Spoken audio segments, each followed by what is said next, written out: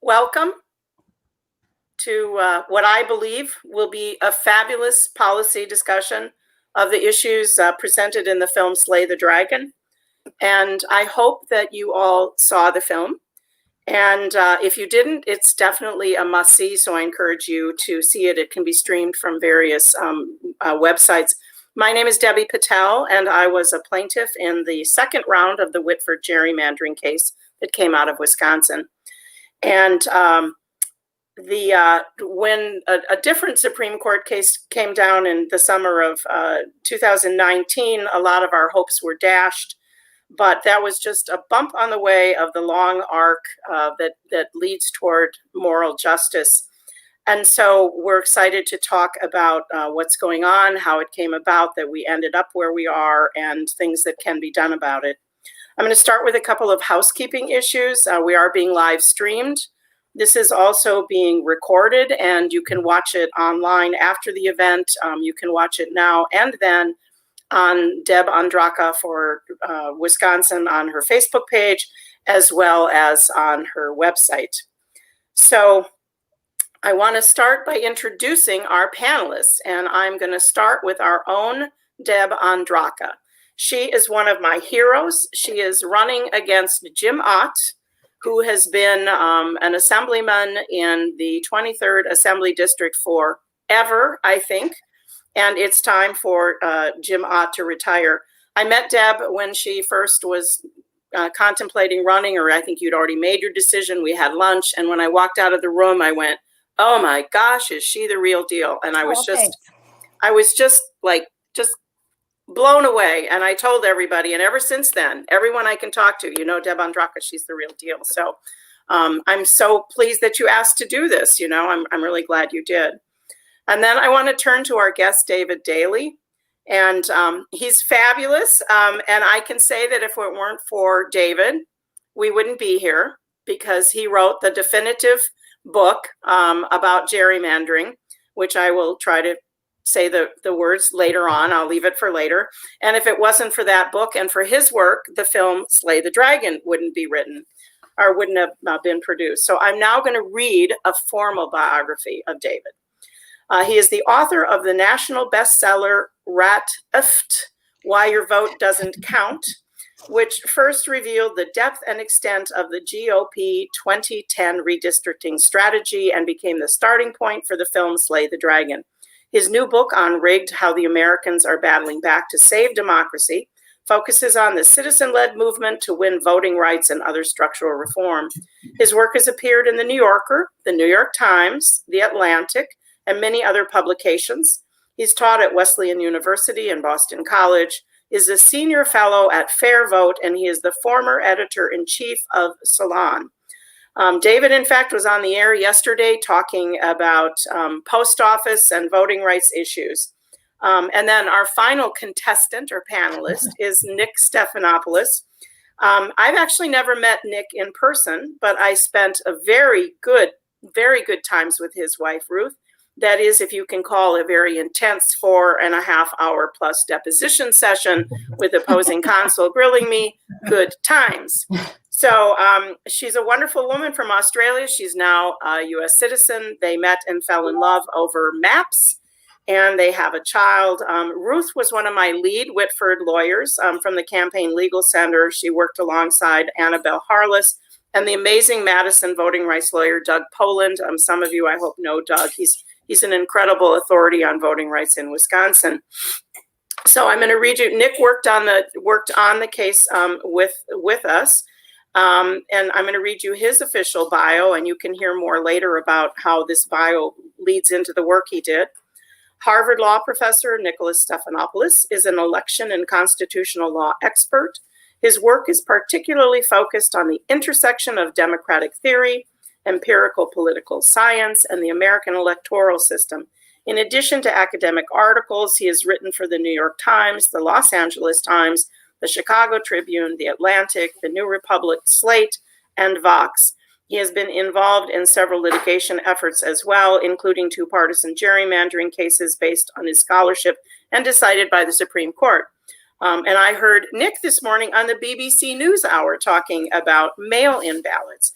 And you guys are both so very learned, but I want you to know that I too have been published.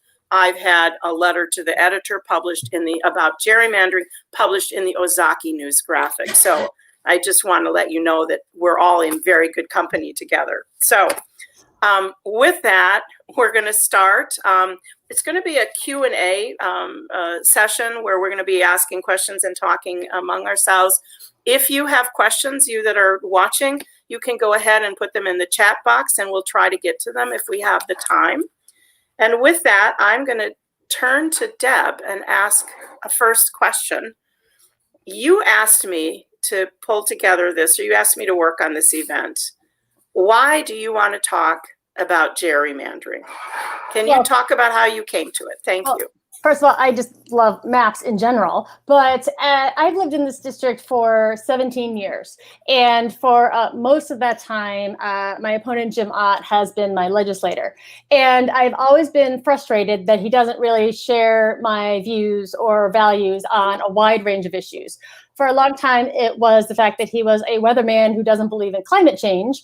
And I would write to him and send letters or call his office, and I would never really get a response, which always bothered me sort of in general. And as time went on, it just became more and more acute.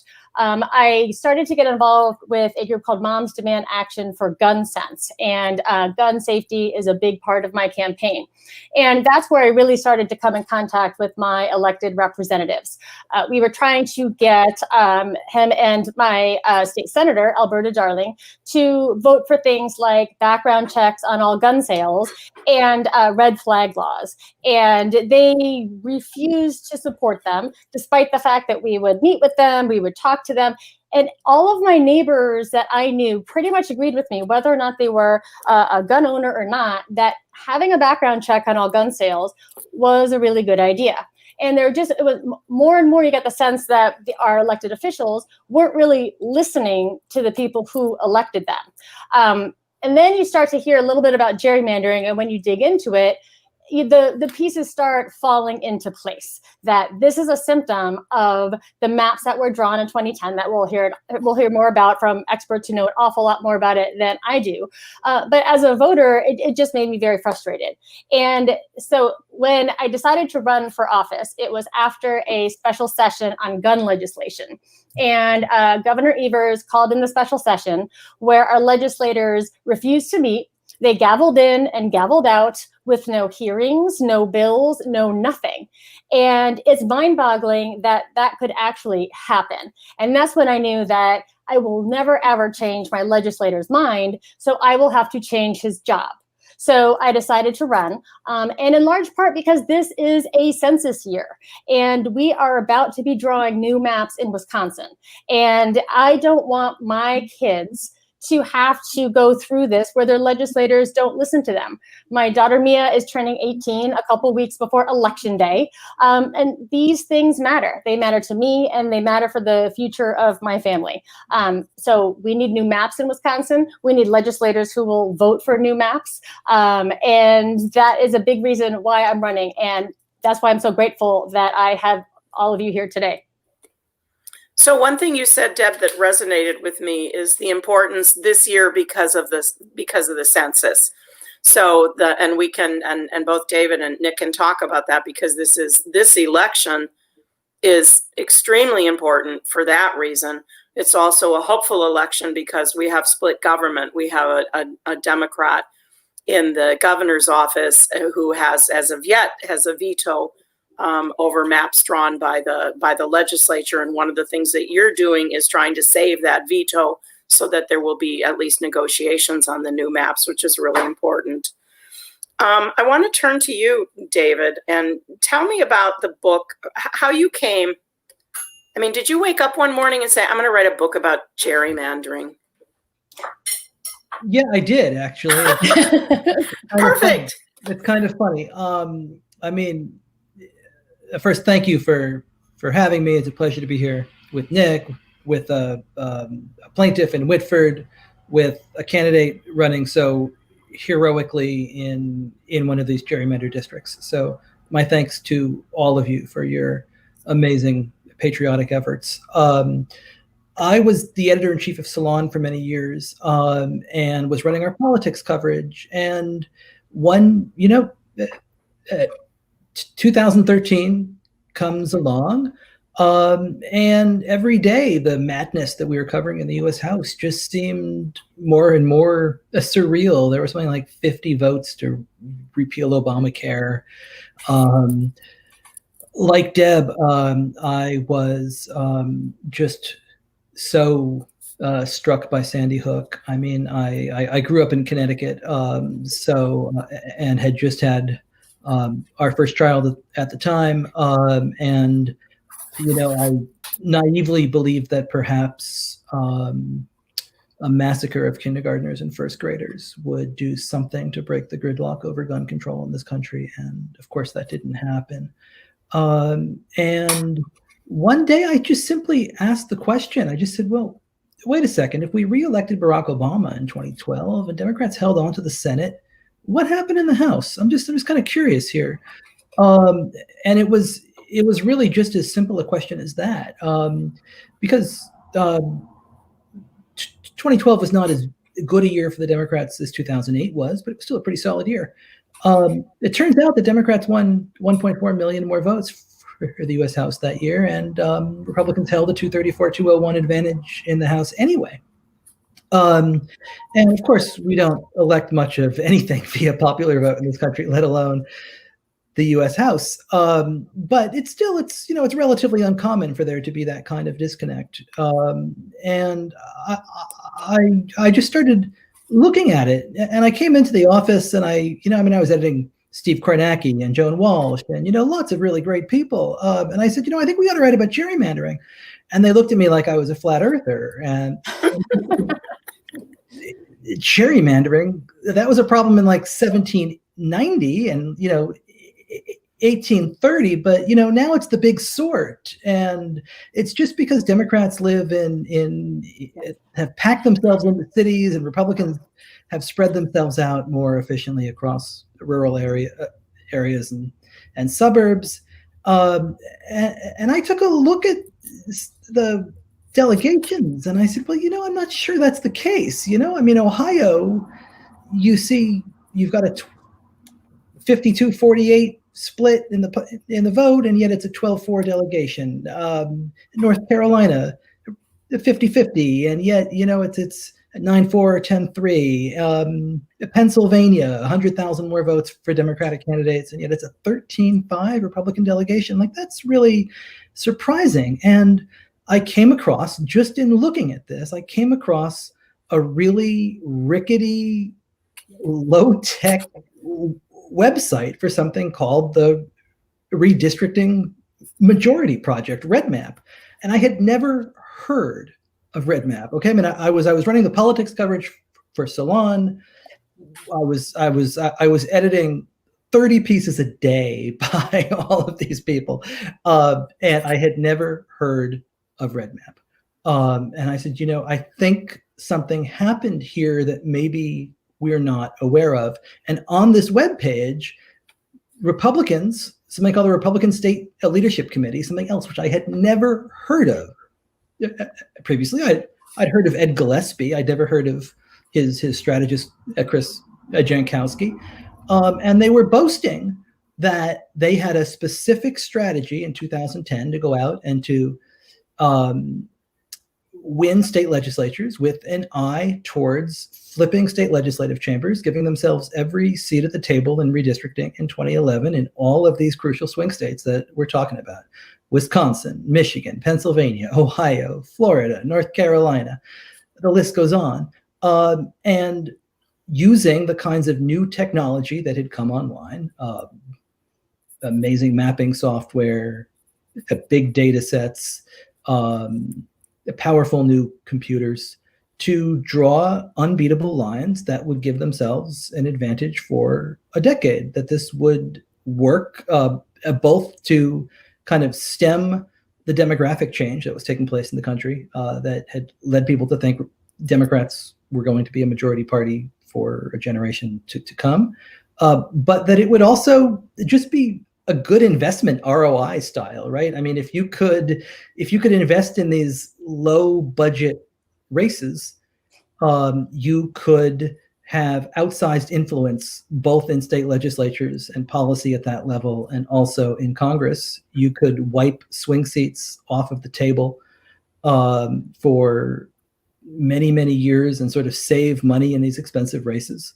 And so that was what they did. And it was a story that fascinated me, both as far as a strategic story, but also as far as, I thought, explaining what had happened to our politics, the extremism and the dysfunction, and the growing anti-majoritarianism. And that was really how I came to write it. So I want to say that, you said like we were the heroes. I mean, I think you're a hero, because I would have just gone limping along, not, sort of not understanding, and to take that issue on, especially when your friends are saying, why do gerrymandering? I think your work is amazing, and how it led into the film. I also think the film is amazing. So I just think it's fascinating. And Deb, I think we are all fascinated now by it, right? Once we can decide whether it's gerrymandering or gerrymandering, right? So once you see it, you can't unsee it. Right. You can't. That's right. That's right. Well, it's my wife. Like, once you start seeing American politics through the lens of redistricting, you can't unsee it. Hello, Ruth. Hello. Okay, this was my Whitford lawyer, Ruth, and their daughter, and they were going to come by and wave, so we're going to wave. Hello. This is the next generation of All right. All right. She says, no, fair maps. I heard her say it. Fair maps. Fair maps. Thanks for stopping in, No Ruth. gerrymandering, Daddy. Okay, thank you. Nick and Ruth's wedding cake was a gerrymander, right? It was a map, and it was featured on the John Oliver show one night. Well, it's meant to not be a gerrymander. It's a weird looking district around Chicago. It's a famously strange looking district. Okay. But the district that's designed not to benefit Republicans or Democrats, but to elect a Latino candidate to Congress. And so part of the point was that the funny shape is interesting.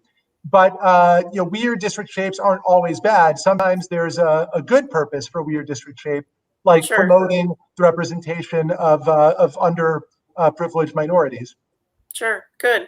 We are going to turn to you, Nick, because thank you, David, for that, because I really was wondering how that came about, and I do think it's fascinating and somewhat wonky that you started doing this look. And speaking of wonky, I want to go to Nick's an empirical political scientist, which I assume means that you work with data and empirical analysis. So I'm wondering if you can talk a little bit about what I think of as the math of gerrymandering, how Deb's map came about, what the role that you played in the Whitford case, so that the rest of us didn't have to crunch numbers and think about all the things that you think about. And I could tell in your article that you wrote about it that I had trouble. It was not an easy read for me the first time through. So take it away, Nick. That speaks badly of my own writing abilities. If it doesn't. It talks about the fact that it's very, it's not written for the layperson who never got past algebra. We'll put it that way. Go ahead, Nick. Well, thank you very much, Debbie, for inviting me to participate in this. Deb, it's great to meet you virtually, and David, it's nice to see you again. So when it comes to the measurement of gerrymandering, let me back up and just say a word about why this is important legally. For a while, it had seemed that what the Supreme Court wanted was a reliable measure of the severity of gerrymandering. Justice Kennedy, back in the 2000s, in a couple of different cases, had expressed a lot of interest in quantifying gerrymandering, because that would let us distinguish the worst maps that ought to be struck down by the courts from merely pretty bad or okay maps that the courts could then leave in place. So there's a big academic effort in which I played some role to do exactly what Justice Kennedy had in mind, to measure gerrymandering. There are really two ways in which one might measure the severity of gerrymandering. You can call them an absolute sense and a relative sense. In absolute terms, you might just want to know how big is one party's advantage over the other in a given district map, regardless of what the explanation might be. Just how big is the Democratic or Republican edge? The measure that I helped to introduce that addresses that, called the efficiency gap. The underpinning of the efficiency gap is that all gerrymandering takes place by either cracking or packing the opposing side's voters. These are the well-known twin techniques of gerrymandering. Both of these techniques produce what political scientists call wasted votes, votes that don't contribute to the election of a candidate. In the case of a packed district, all of the voters in the district above the 50% threshold that's needed for victory, those votes are wasted. They're not contributing to the candidate winning in the packed district.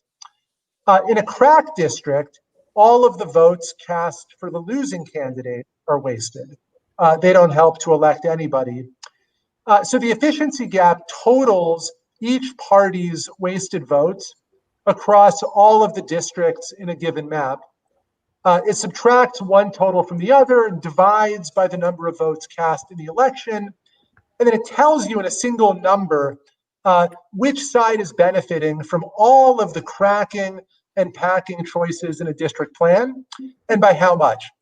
And so along with a co-author, we calculated this metric for Wisconsin and every other state in the country over a 50-year period. And when you do this analysis, you find out that the Wisconsin Assembly right now is either the worst or one of the handful of the very worst gerrymanders in 50 years of American history. What Wisconsin is living through is almost unparalleled in several decades of history. So that's what one approach tells you. The other approach, it's more sophisticated. It starts getting into what the explanations for a party's advantage might be. Is it deliberate gerrymandering, or is it the big sort and the concentration of Democrats in cities? Is it compliance with the Voting Rights Act? Is it trying to draw compact districts, et cetera? So this measure relies on a computer algorithm to spit out thousands and thousands of different district maps that are created pursuant to all of the criteria that the state wants, except partisanship. So if Wisconsin says the legal criteria we're trying to satisfy are compactness, not splitting counties, not splitting municipalities, drawing a certain number of Black majority or Latino majority districts, the computer algorithm says, fine, we'll do at least as well as the enacted plan on every one of those criteria, but we're not going to consider, unlike you, we're not going to think about partisanship. So the computer spits out, thousands of maps. At that point, you apply partisanship and you look at how skewed are those computer-generated maps compared to the enacted plan. And when you do that for Wisconsin, you find out that not one, doesn't matter how long you run a computer algorithm, you will never produce a map that yields as many Republican seats as the actual Wisconsin plan. All of the alternatives do just as well on every nonpartisan criterion. They never give you 60 plus Republican seats. Most of them, in fact, give you very close to the same number of Democratic and Republican seats. So it turns out, the common talking point that in Wisconsin, there's a natural Republican advantage, dead wrong. If there were such a natural advantage, it would materialize in the computer simulations, and it totally fails to appear in the simulations. So David, I see you shaking your head up and down. Mm-hmm. That's what I do whenever Nick talks. Okay. So you know what this tells me, and Deb, tell me if this to the lay people, when we have our experts here, is that you can come up with a fair map. You just have to set the computer algorithms in a way that can spit something out that's better. Is that right, or am I making it too simple? Go ahead, Nick. I'm sorry. I mean, just very quickly, if you look at the thousands of computer outputs, every one of them is more fair, and the vast majority are just fair in absolute terms too, and do a great job of keeping communities together, respecting the Voting Rights Act, et cetera. And that wasn't even trying to produce a fair map. Those just came out without even considering partisanship. What are you thinking, David? No, I think that's exactly right. I mean, I'm not eager necessarily to turn the process of redistricting over to a computer, but I think that computers can provide an amazing check on the maps that are drawn by humans and by partisans. To me, drawing a map is really a reflection of values. And when citizens get together and try to draw a map, they are thinking about things like, how do we hold a community of interest together?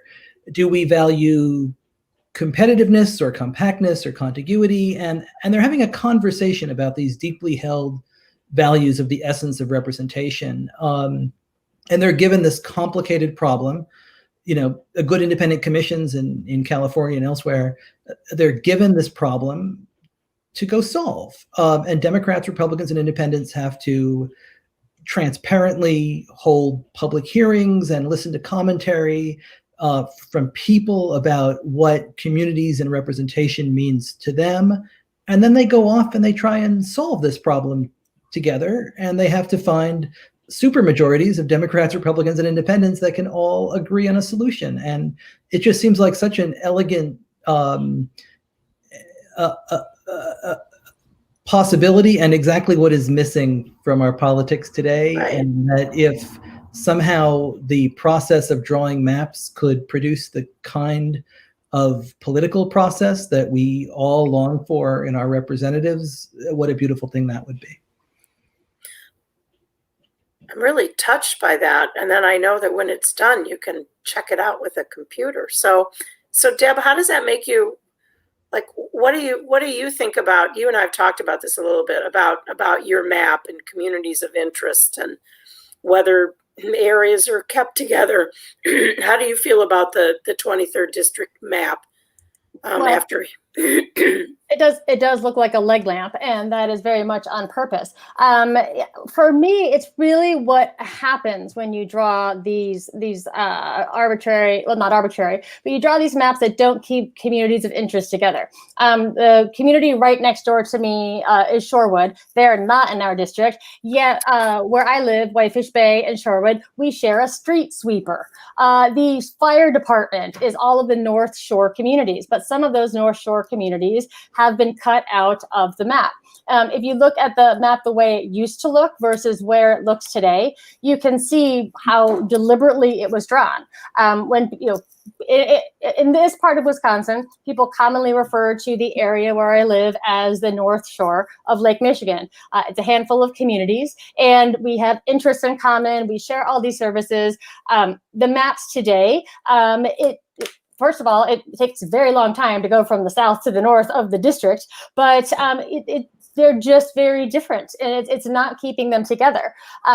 So in the Milwaukee County part of the map, on the ground, it starts to feel like your vote doesn't matter and your vote doesn't count when you are talking to your representatives for going on a decade now, and your interests are not being served, no matter if you write to them or call to them. And people start to get disengaged as well. People don't show up for elections. People stop running against my opponent to the point where in 2016, Hillary Clinton actually won the 23rd district and he ran unopposed. People just give up that they will ever be heard. So that's the insidious part that I see, that people don't want, they don't reach out, they don't contact because they don't feel like it's going to make a difference. One other thing too, because as I think I've said before, is that we would have shared the same district probably if the maps had been drawn to consider communities of interest and things, because Deb and I are both, the North Shore Fire Department, the North Shore Library, we share a school district. I mean, we share a whole bunch of stuff. We go to the same grocery stores. But in addition, when you cross over into Ozaukee County, what the map drawers did is they split Mequon. They split the city or the village, I can't remember if it's of Mequon, so that part of Mequon is in one district and part of this town is in another. And, you know, it doesn't make, the maps clearly don't make sense. So I was even wondering whether they intentionally split the lower parts of Ozaukee County for fear that those were the parts that were going to go blue. So they had to split those voters, you know, those voters apart too. It's pretty amazing. And I will share something that doesn't have to do with Deb's map, but I live in a little area. And when I'm talking about a congressional district, I live in the 6th CD in Wisconsin. And I live in a little community called River Hills, which has 1,100 voters. But our senator, Deb and my senator, Alberta Darling, lives in River Hills. And after the maps were redrawn, I was told that the reason that River Hills is in that district, so we're 1,100 voters in Milwaukee County, and we're tacked on to a huge district that goes north. And the purpose behind that was a gift to Alberta Darling, because they were thinking she would run in the election. And so they had to include her 1,100 voter community in this massive district. So it's just amazing why, you know, in that case, why would I ever be attached to something that's so far north and so far away from my community of interest? So thank you for that. That was pretty fascinating to me. I wanted to touch on something, Nick, and then David too, if you have ideas that, you know, we've had, this doesn't, the community that Deb and I live in is not, it's not like a racially mixed community. We're predominantly white. We're both in predominantly white districts. But one thing that I've read is that really all gerrymandering also has an impact on race. And Nick, I told you that I wanted to ask you about this because even though Deb's district is not, she wouldn't be representing many people of color, but how does gerrymandering play out in that? A lot of us are concerned about the issues of racial inequality, and I just want to, just as sort of almost an aside, but an important aside, hear your thoughts. And I see that David's shaking his head up and down too, so I'll start with Nick, and then we'll get a couple of words from you too, David. Go ahead, Nick. Yes, I think gerrymandering has sort of a interesting and kind of complicated relationship with issues of representing minority members. The strategy of Republican line drawers often is to boost the number of districts where minority voters are able to elect their preferred candidates by packing lots and lots of minority voters into a small handful of districts. So it's not at all the case that Republican gerrymanders necessarily underrepresent minority voters purely in terms of districts electing minority preferred candidates to office. The current Wisconsin map does just as well as previous Wisconsin maps in providing for Black majority and Latino majority districts. In fact, they're quite a bit more heavily African American and more heavily Latino than they have to be to elect the group's preferred candidates to office.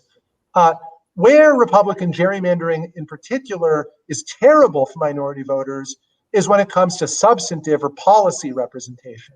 You know, if you look at the actual policy views of minority voters in Wisconsin, they tend to be quite progressive on issues like housing, employment, education, labor, etc. Healthcare. You know, you go down the list. But thanks to the Republican gerrymandering, those policy interests of minority voters end up being completely ignored, undermined by the legislature. So I would say that, you know, gerrymandering has ambiguous connections with the number of minority-controlled districts, but obviously horrible impacts on policy representation for minority voters. Dave, do you have anything to add to that? Yeah, you know, it's all so closely tied, right? I mean, so you have partisan gerrymandering on one hand, racial gerrymandering on another, and yet as partisanship and race have sort of blended together in these times, what you increasingly see is that partisanship can be used as a proxy for race in drawing these lines, and that's the tragedy in some ways of the Supreme Court decision on partisan gerrymandering. Is it kind of opens the door for nefarious map makers to say, we're just doing a partisan gerrymander, and the Supreme Court has said that's just fine, when what they're really doing is something that is decisively race-based. And, it's always a question of cracking and packing, as Nick said. And the question when you are drawing these maps is, what percentage of minority population do you need in a district to elect a member of that community's choosing? And, if you look at, Michigan, for example, Michigan's 14th, which is drawn to kind of collect some of the poorest neighborhoods in Detroit, and then sort of stretches up like a snake very carefully through the whiter suburbs of Detroit in order to grab the African-American city of Pontiac up at the top there. It's this kind of the head of the snake. What you often see are these districts that are, 70, 75% communities of color, when some of the new political science out of, states like Virginia, North Carolina suggests that you could draw these districts with, as little as 36%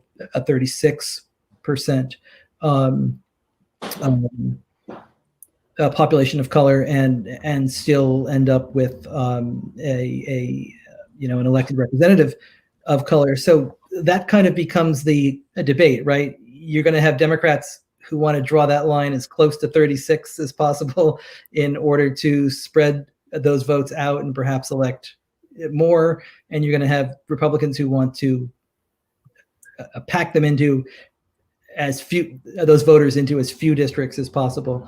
And I imagine that's the fight we're going to continue to see in 2021. So, Deb, before we went live, Nick was talking to us about your map, and he took a look at the 23rd, and I think we've already talked about the leg lamp, or at least we did in the green room. So, Nick, what are your thoughts on Deb's map when you pulled it out and took a look at it at the 23rd? Yeah, so I don't have a lot of thoughts specific to the district. What I know is that the core of the Republican gerrymandering strategy in the current assembly map really revealed itself in the sort of Milwaukee periphery, where there are around half a dozen districts, all of which have the same basic design. They're all like spokes of a wheel. They start either in the city or the county of Milwaukee, and they then extend in every direction. So Deb's district goes due north. There's 4 or 5 districts that go west of the county into the WOW counties. Another couple of districts go toward the southwest. And it's the classic tool of cracking. If you want to design districts that are pretty safe Republican districts, but not too safe in and around Milwaukee, what do?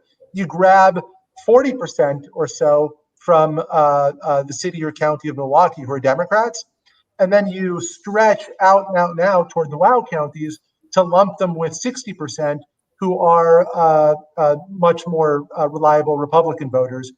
And so Deb's district fits this strategy to a T, as do something like 6 other districts around Milwaukee.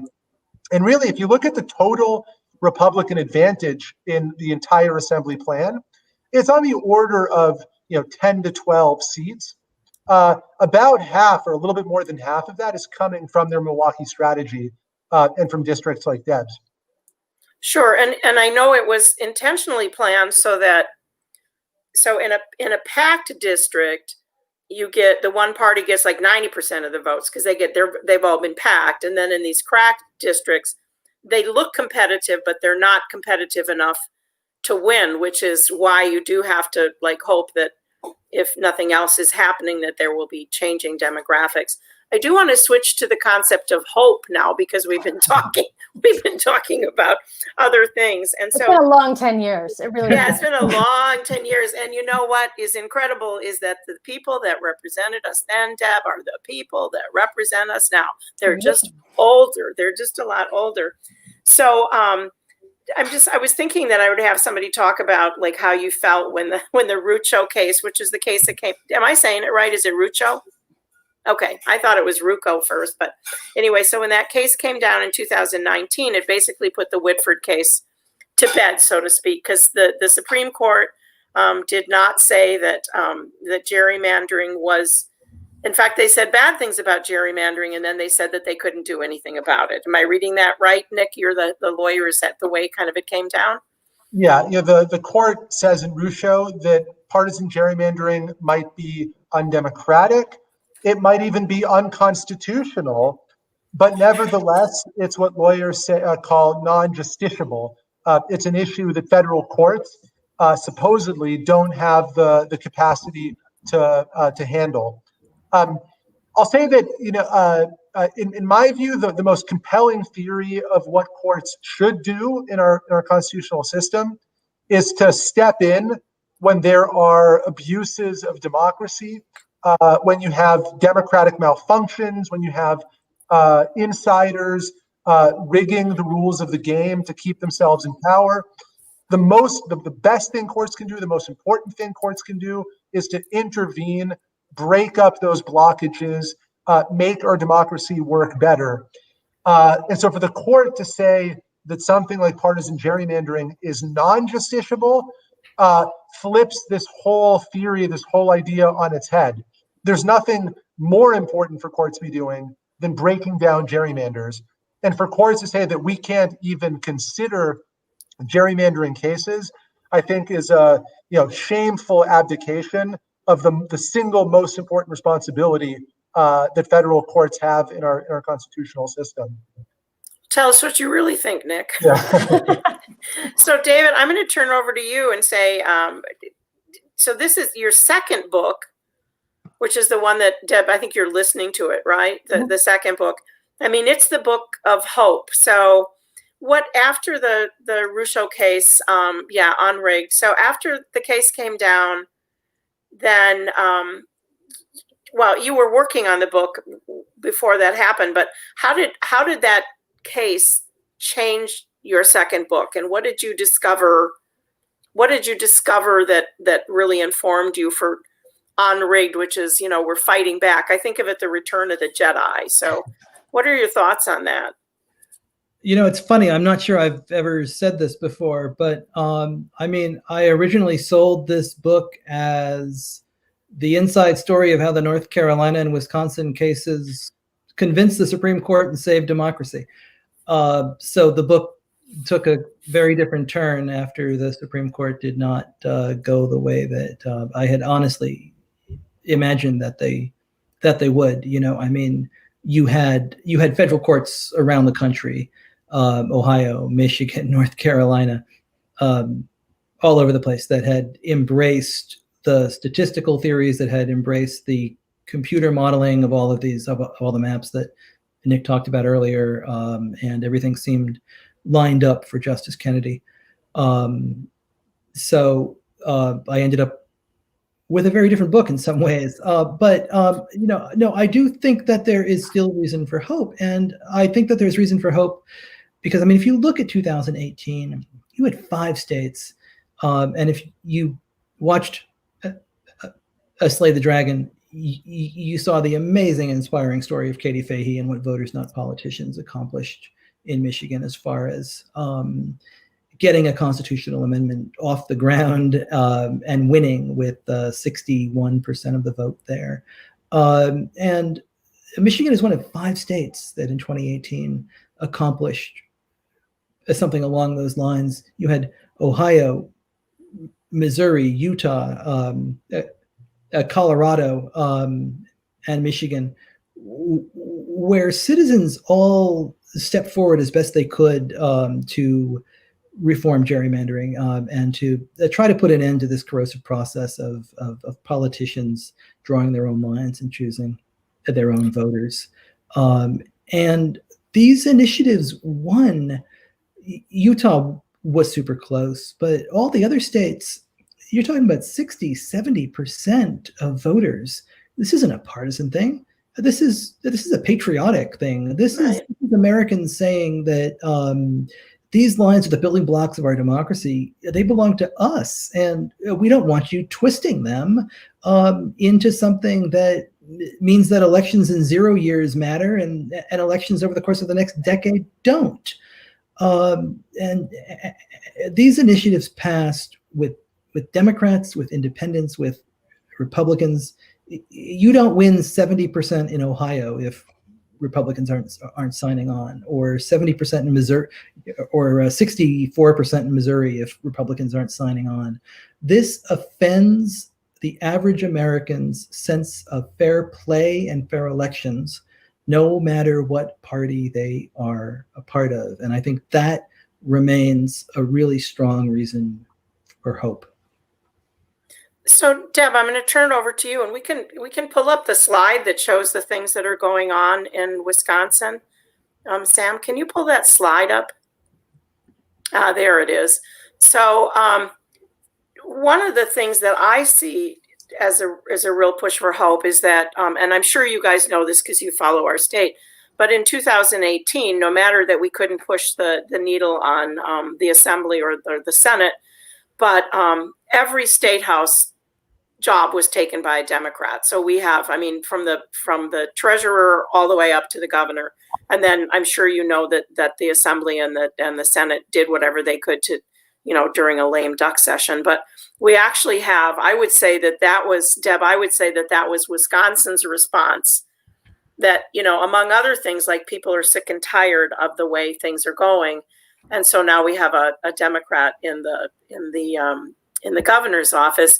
And then we also had surveys that showed that like 72% of Wisconsinites also think that gerrymandering, they want fair maps. Do you want to walk us through some of the things that you have heard are going on in Wisconsin that are reasons for us to have great hope? Well, I like to explain to people, I'm an elementary school teacher, and even my kindergartners know when people aren't playing fair. And if one kid has the ball and keeps changing the rules, so that kid keeps the ball, the youngest kids know that something is going on. And that's the way voters feel right now. They're fed up. They want fair elections. And honestly, they want their votes to count. And like Deb was saying, in the last election, every single statewide office was won by a Democrat. And it just goes to show you how close the state is. It wasn't won by a big margin, yet the Assembly right now, there's 63 Republican seats and 36 Democratic seats. And in a state that's close, that only gerrymandering can do something like that. So I have signed on to the Fair Maps Pledge. We've been endorsed by the National Democratic Redistricting Committee, and I'm trying to make this a very big part of our campaign for all the reasons that I said, because it's a census year, because it's a 0 year, and also probably most importantly, to save Governor Evers' veto. Because when there are maps drawn, even if Republicans do go back into a dark room and come out with something, the governor has to approve it. Right now, that veto is hanging on by only about 4 or 5 seats in both the Assembly and the state Senate. So if we just lose a couple of seats, including this one, there'll be a supermajority in Wisconsin, and we'll be right back to one-party rule and another decade of gerrymandering. So the stakes could not be higher, and that's what I try to get across to people, that this election, this tiny little district, has really big statewide implications, and people need to pay attention and vote. I don't want there to be a Democratic map. I don't want there to be a Republican map. I always say, let everybody vote. Let the best candidate win with the best ideas. We need a fair maps. Governor Evers has his Fair Maps Commission that he has right now. You can apply to be on it. Let the maps be commented on by the public. Let people see them before they're official, so people can say, you know what, if my community shares a street sweeper with the one next door, we really should share a representative as well. Let there be input. Those are the kinds of things that we need to do, and those are the kinds of things that I want to fight for when I'm elected. Well, I would vote for you if I could, if I was in your district. We're gerrymandered. I know. I would have voted for you in the old days. So, yeah, Wisconsin has this Save the Veto campaign where they're raising funds to send to specific seats that the Democrats need to hold or the Democrats can get. And I worked on an event, and in a Freudian moment, I realized I titled my file "Save the Vote," which is really how I feel about this, that if we don't save the veto, then I feel really strongly that I don't want to go through another 10 years of this, that I want, that this tide has to turn. And it was amazing that, the one thing I think that the Russo case has done is that, they're not only no holds barred, but, the Republicans went to the press and said, oh yeah, we're going to wipe out that veto power. So they're out there raising money to try to get the supermajority because they want to stay in power. So I wanted to talk for a couple of minutes because I don't know that this story gets out very much, but I wanted to talk about my experiences as a plaintiff in the Whitford case, which, and especially the deposition, because when I realized, I was very excited about the notion of going to trial. And when I realized we weren't going to go to trial, I was going to write the book called The Deposition. And then I thought it would be a play. And then I thought it would be a musical. And maybe the Manuel or whatever his name is, he could do the raps, the rap tune, so that it would be like the next Hamilton. It's called The Deposition.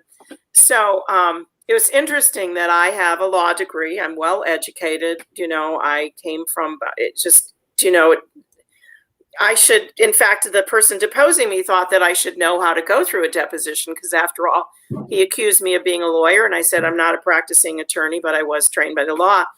And he started arguing with me about things. First of all, the word count. I think Deb said count, and David, it's in the title of your book, count. And I said my vote didn't count. And we had, I think, a 5-minute argument about the difference between the word tally and matter and count. He kept saying, well, it went through the machine. I mean, it was just right. And so until Annabelle said, okay, objection, asked and answered.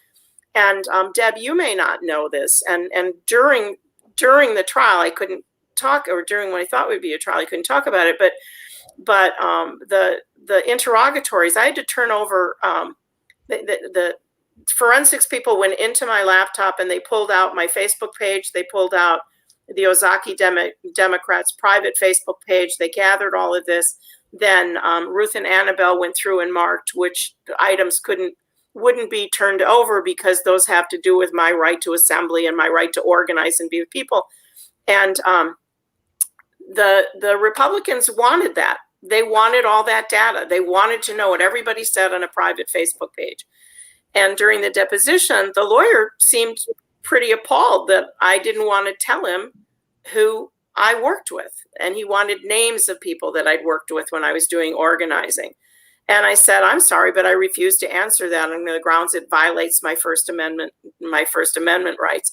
And it felt, again, like I told to David when he interviewed me, that it felt so strange for, a person, a white woman living in a wealthy suburb going, I'm sorry, but I object. And my 14th Amendment rights have been, cast asunder, and I refuse to answer that question. And at the time, it was so interesting because I was surprised at how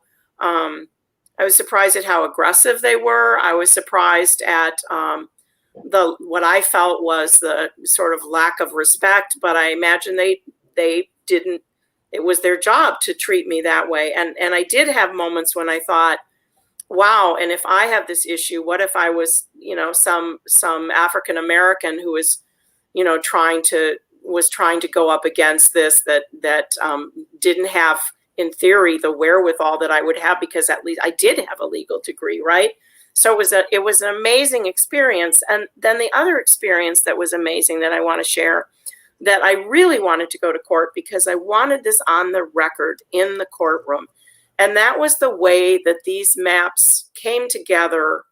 I know some of this is in the film and some of it is in your book, but when I read that Sandy Pash, as part of a pleading, it shows up that Sandy Pash, who would have been or was our assembly person, when her district was chopped up, it was chopped up as payback time, as retribution for the fact that she ran against Alberta Darling.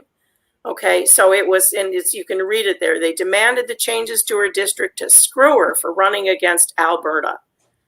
There was another time when, after the maps were drawn, one of the Republicans said to the Democrat, "There we have this F word keeps coming up. We effed you good." You know, it's just it to me. I thought of the word hubris, and I choose that because hubris suggests, and David, you're a writer, so you may correct me, but hubris suggests that they're going to be hoisted on their own petard at some point, that there is a downfall that follows from such arrogance and such.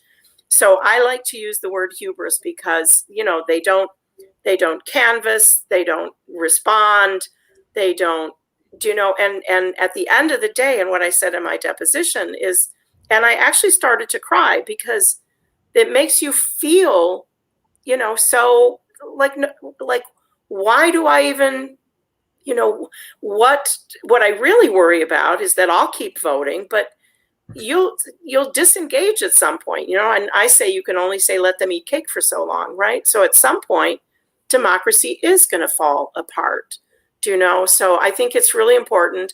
And I think, Deb, I know we're coming up to the hour.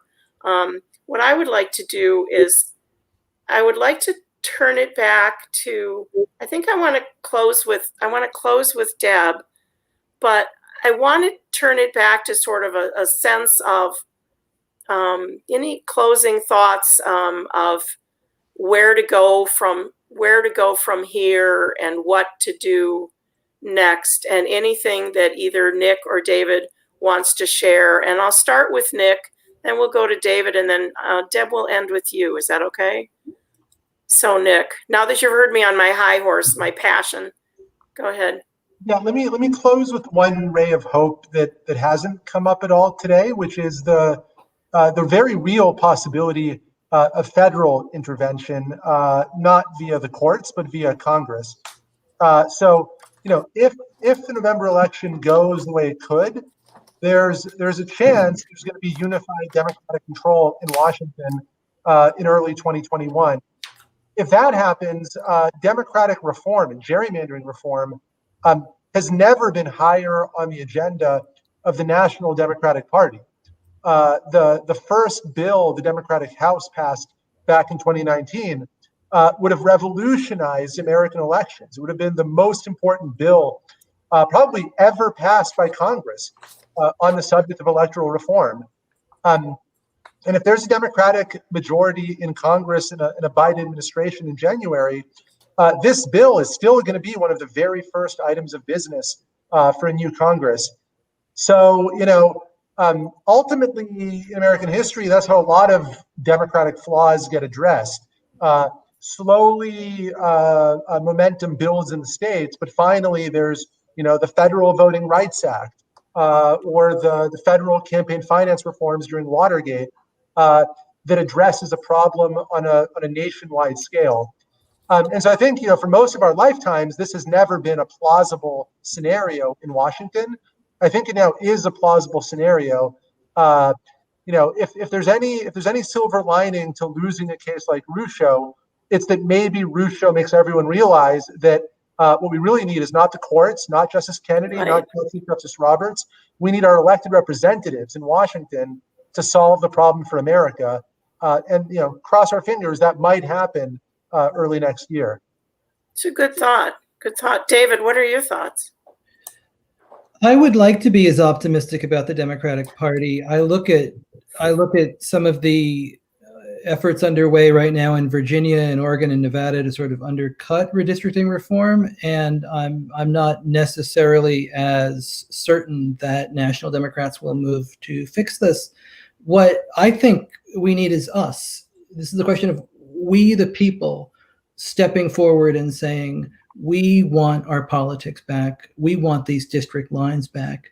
You talked a lot about the definition of the word count, right? And to me, it's about, is my vote meaningful? Right. Are the maps in my state responsive to changes in public opinion? Can they switch sides if prevailing political winds change? And I think what we all want are meaningful votes on maps that are responsive, and that ought to be something that we can all rally around in these divided and complicated and polarized times. And I think that the initiatives we saw in 2018 give us a sense of that. And I guess I would close after a glass of wine and having thought of your Hamilton lyrics and thinking that what we really need here is the insistence that I'm not throwing away my vote. Right. So Deb, actually what I'd like you to weave into your remarks is, you have a bunch of people here watching. What do you need us to do? I need people to understand that this is a very, very important election for all the reasons that we have spoken about, because it's a census year, because Governor Evers' veto is on the line. But I also want people to understand that, and I'm an elementary school teacher, so this punctuation and capitalization are important to me. When we say democratic maps, it's a small d, not a capital D. A democratic map in the sense that it does not favor Republicans or Democrats, because both parties, given the wherewithal, will try to put maps in their favor. What we need to do is put maps in the hands of the people and the people who are being served, so that there's input, the maps are made public, and that there are people who do their very best to draw maps that aren't over influential one or the other. And the only way that we can do that, Wisconsin, we tried the Supreme Court. The Supreme Court let us down. The only thing we can do is to elect people who pledge to do redistricting, to draw maps that are fair, and who promise to sign a fair map pledge and to vote for commissions and panelists and groups that are going to draw maps that are not unfair like we have right now. Last legislative session, there was the Hansen binding bill, and that would have established the People's Map Commission that the governor is trying to set up, just going ahead whether or not, no matter what happens in the elections in November. Those are the kinds of things that we need. This is another example of gerrymandering, is that bill was never even called up for a vote or a hearing or anything. And it was bipartisan. There were 6 Republicans who also signed on to it. So this is something that our state needs. This is not something that one party is calling for. And if elected, I take the title of representative seriously. You're supposed to represent the people of your district, not one party or another. So those are the kinds of things that I would like to see our state restored to, both for my daughter, who's casting her first vote, and for the next 10 years.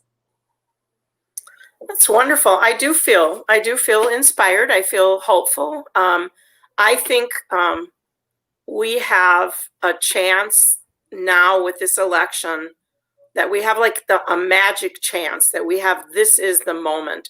So what I would like to do to say to your viewers is that this is the big one, time, treasure, and talent. And we need to get Deb elected, not just because we don't like what Jim Ott is doing, but we don't like the very basic concept of whether one's vote counts, as David said.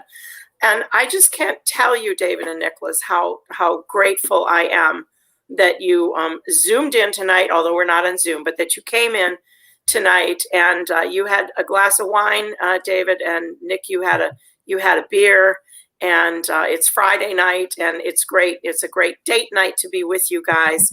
And Debbie, thank you so much for letting me host. And I think that the show is done. Thank you, David. Thank you, Nick. We really, really appreciate you taking the time to pay attention and talk about our tiny little district. So thank you. Thanks. Our pleasure. Thanks very much for having me. Bye-bye, guys.